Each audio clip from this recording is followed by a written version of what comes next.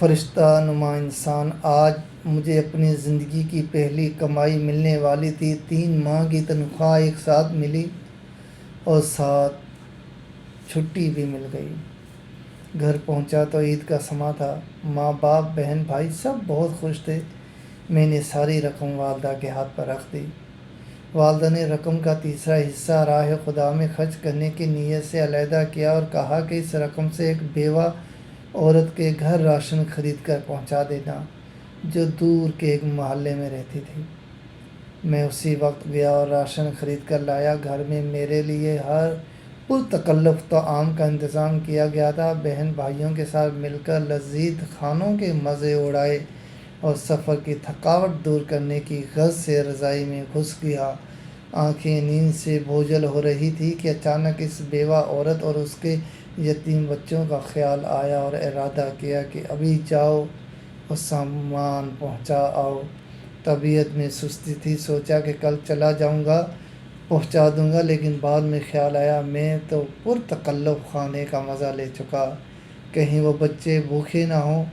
اسی وقت لحاف سے نکلا، ایک چادر اوڑھی، تھیلا کاندھے پر رکھا اور اس کے گھر کی طرف نکل پڑا۔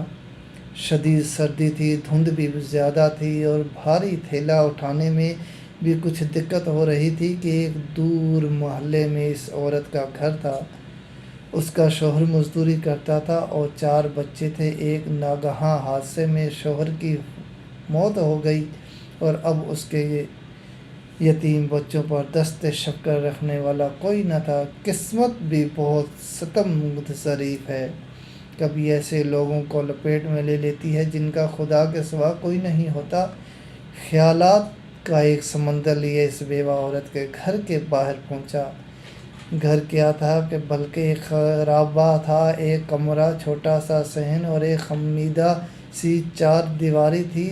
دروازہ کھٹکھٹایا تو ایک 5 سالہ بچی باہر آئی جس کے چہرے پر پریشانی، خوف، بھوک نمایاں تھی۔ میں اس کے چہرے کو تکتے جا رہا تھا اور دل ہی دل میں دعا کر رہا تھا کہ خدا کسی بچے پر ایسا وقت نہ لائے۔ اس بچی نے ایک پرانا سا جوڑا پہنا ہوا تھا اور ایک شدید سردی میں ایک پھٹی پرانی جرسی پہنی ہوئی تھی۔ پاؤں برہنہ تھے، وہ بھی اس سردی میں کہ پیروں کو جما کر رکھ دے۔ میں نے کچھ کہے سنے بغیر راشن والا تھیلا زمین پر رکھا۔ تھیلے کو دیکھتے ہی وہ بولی، کیا اس میں کھانے کا سامان ہے؟ یہ سننا تھا کہ میں حیران ہو گیا۔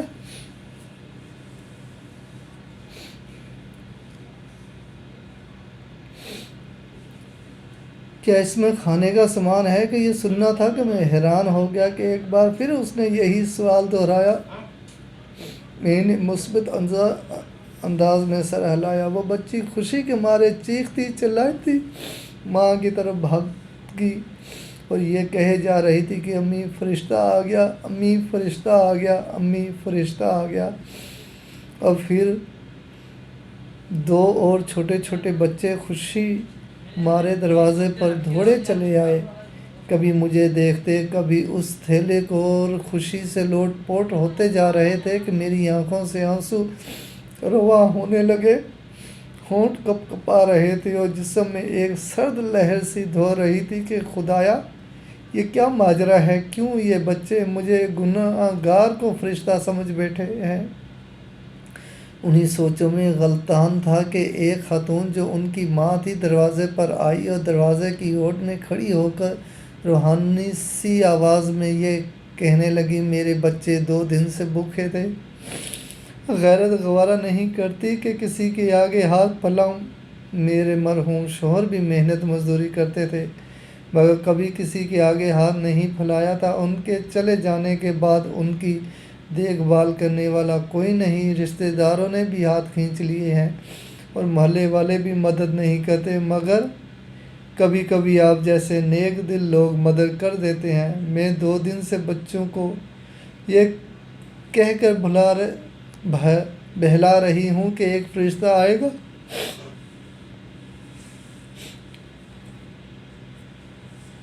اور ہمارے لیے کھانا لے آئے گا، اس لیے یہ آپ کو فرشتہ سمجھ بیٹھے ہیں۔ اس عورت نے خدا کے حضور شکرانے کے چند کلمات ادا کیے، مجھے ڈھیر ساری دعائیں دی اور شکریہ ادا کیا۔ میں وہاں سے واپس ہو لیا۔ آنسو روکنے کا نام نہیں لے رہے تھے۔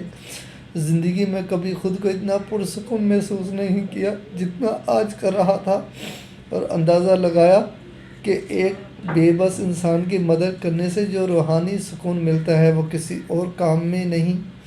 ہمارے ارد گرد ایسے بہت سے غربا ہوتے ہیں جو مستحق ہونے کے باوجود کسی کے آگے ہاتھ نہیں پھیلاتے، مگر مدد کرنے والے ہاتھوں کے منتظر ضرور رہتے ہیں۔ 2 وقت کی روٹی ہی ان کا کل جہان ہوا کرتی ہے۔ ایسے لوگوں کی مدد کرنی چاہیے، چاہے وہ ایک وقت کا کھانا ہی کیوں نہ ہو۔ گھر آیا تو ماں نے پوچھا، بیٹا اتنی رات کہاں چلے گئے تھے بنا بتائے؟